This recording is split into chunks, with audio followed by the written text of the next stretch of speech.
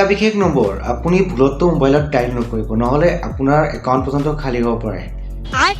তো বন্ধুসকল নমস্কাৰ, আপোনালোকক ক'ব স্বাগতম জনাইছোঁ মোৰ চেনেললৈ। তো আজি ক'বলৈ আহিছে এটা নম্বৰৰ বিষয়ে, যিটো নম্বৰ আপোনাৰ বিশেষ নম্বৰ হয়, যিটো নম্বৰ আপুনি যদি মোবাইলত ডাইল কৰে, মানে আপোনাক কোনোবাই যদি কয় যে এই নম্বৰটো ডাইল কৰক, আৰু যদি আপুনি ভুলতে মোবাইলত নম্বৰটো ডাইল কৰিছে, তো আপোনাৰ একাউণ্ট পৰ্যন্তও খালী হ'ব পাৰে।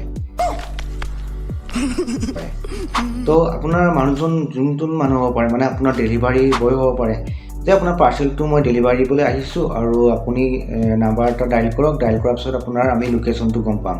বিভিন্ন ধৰণৰ আপোনাৰ প্ৰলোভন দি আপোনাক নাম্বাৰটো ডাইল কৰিবলৈ চেষ্টা কৰিব, আৰু যদি আপুনি ভুলতে নাম্বাৰটো ডাইল কৰে, আপোনাৰ মোবাইলৰ যিখিনি এক্সেছ তেওঁৰ হাতত গুচি যাব, আৰু যাৰ ফলত আপোনাৰ মানে বেংক একাউণ্ট পৰ্যন্ত খালী কৰিব পাৰে।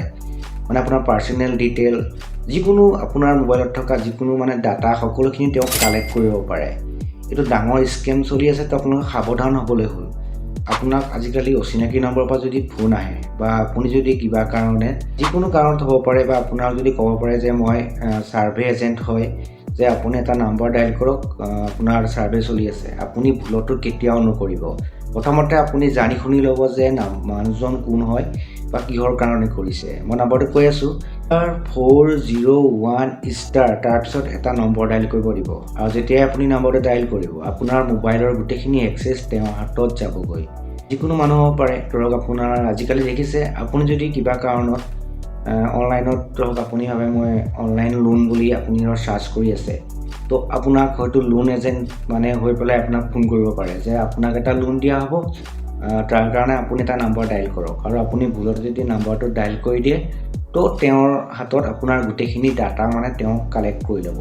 হ'ল দেখিছে আজিকালি আমি যিকোনো কামতে আমাৰ ডিটেইলখিনি আমি ফিল কৰোঁ, অনলাইন শ্বপিং হয়, তাতো আপোনাৰ এড্ৰেছ থাকে, আপোনাৰ নাম থাকে, আপোনাৰ মোবাইল নম্বৰ থাকে। সেই ডিটেইলৰ পৰাই আপোনাক মানে তেওঁলোকে আপোনাক ফোন কৰিব পাৰে যে মই ডেলিভাৰী এজেণ্ট হয়, যে আপোনাৰ পাৰ্চেলটো ডেলিভাৰ কৰিবৰ কাৰণে এটা নম্বৰ ডাইল কৰিব লাগে। আৰু নম্বৰটো যদি ভুলতে নম্বৰটো ডাইল কৰাৰ সময়ত দেখিব যদি *401* তাৰপিছত যদি নম্বৰ ডাইল কৰিব দিয়ে, আপুনি ভুলতো নকৰিব। মানে আপোনাৰ মেইন কথা হ'ল *401 এই নম্বৰটো মানে মনত ৰখাই ৰাখক। মানে এই নম্বৰটো ডাইল কৰাৰ পিছত মানে ষ্টাৰ লগা যিটো পিছত নাম্বাৰ ডাইল কৰিব দিব, সেই নাম্বাৰটো একদম স্কেম হয়। আজিকালি আপোনালোকৰ সকলোকে হয়তো সতৰ্কবাণী দি আছে, আপোনাৰ নিউজতো দেখাইছে, আৰু আপোনালোকে বহুতো যদি নাজানে তো ভিডিঅ'টো শ্বেয়াৰ দিয়ক, সকলোৱে যদি জানে ভিডিঅ'টো। অকল আপোনালোকে এতিয়াৰ পৰা সাৱধান হ'ব, যিকোনো কামত আপোনাক ফোন কৰিলেও আপুনি নাম্বাৰটো পটককৈ মানে ডাইল নকৰিব। মানে আপোনাৰ চাই ল'ব যে কিহৰ কাৰণে কৰিছে, কনফাৰ্ম হৈ ল'ব, আৰু যদি কেনেবাকৈ *401* লগাই যদি আপোনাক ডাইল কৰিব দিয়ে, আপুনি ভুলতো ডাইল নকৰিব। তো বন্ধুসকল আপোনালোকে যদি ভিডিঅ'টো মানে কামৰ বুলি ভাবে, তো ভিডিঅ'টো আপোনালোকে শ্বেয়াৰ কৰি দিব, যাতে সকলোৱে বুজি পায় বা সকলোৱে জানে যে কেতিয়াও এই নম্বৰটো ডাইল কৰিব নালাগে। তো বন্ধুসকল চেনেলটোত যদি আপোনালোকে নতুনকৈ আহিছে, তো চেনেলটো ছাবস্ক্ৰাইব কৰি যাব, তো একদম বঢ়িয়া বঢ়িয়া ভিডিঅ' মোৰ ইয়াত পাই থাকিব।